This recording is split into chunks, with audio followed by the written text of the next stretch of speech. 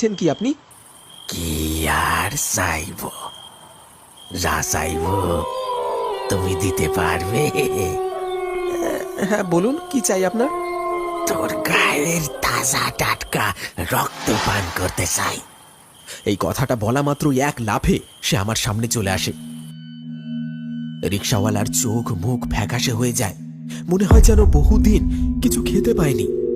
হাড় জিরজিরে একটা কঙ্কাল, চোখের সামনে পচে গলে পড়তে শুরু করলো গায়ের চামড়া।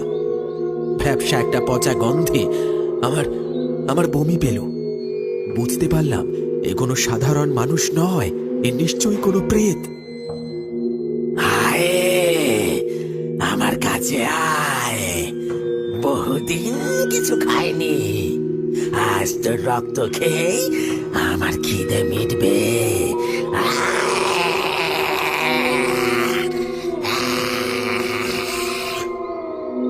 আমি কি করব কিছু বুঝে উঠতে না পেরে নিজের প্রাণ বাঁচাতে আমি দৌড়াতে শুরু করলাম। কোন দিকে যাব কিছুই জানি না।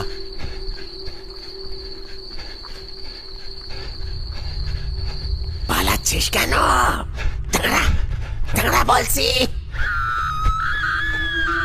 কাদার মধ্যে পা হড়কাতে হড়কাতে আমি ছুটে চলেছি। পিছন ফিরে দেখলাম সেই প্রেতটা আমার পিছু পিছু ছুটছে। কি ভয়ঙ্কর তার চেহারা, মুখ থেকে রক্ত ঝরছে। আমি হয়তো হয়তো আর বাঁচবো না। ছুটতে ছুটতে আমি শ্মশানে ঢুকে পড়ি। ভয়েতে আমার বুকটা খুব কাঁপছে। ভয়েতে আমি একটা গাছের আড়ালে গিয়ে চুপ করে দাঁড়িয়ে পড়ি।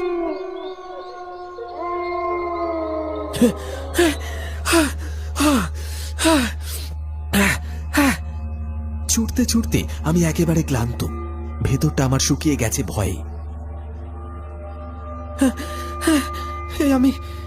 আমি কি বিপদে পড়লাম? ভয়েতে তো আমি আবার শ্মশানে আশ্রয় নিয়েছি। পাশে সদ্য মরা পোড়ানোর চিতাটা তখনও নেভেনি। চারিদিকে একটা বিশ্রী গন্ধ। অনেকক্ষণ সময় কেটে গেছে। দেখলাম সেই ভয়ঙ্কর প্রেত এখন আর কোথাও নেই। আমি আস্তে আস্তে বেরিয়ে এলাম গাছের আড়াল থেকে। যেই না বেরিয়েছি ঠিক তখনই অনুভব করলাম পিছন থেকে কে যেন একটা ঠান্ডা হাত আমার কাঁধের উপর রাখল।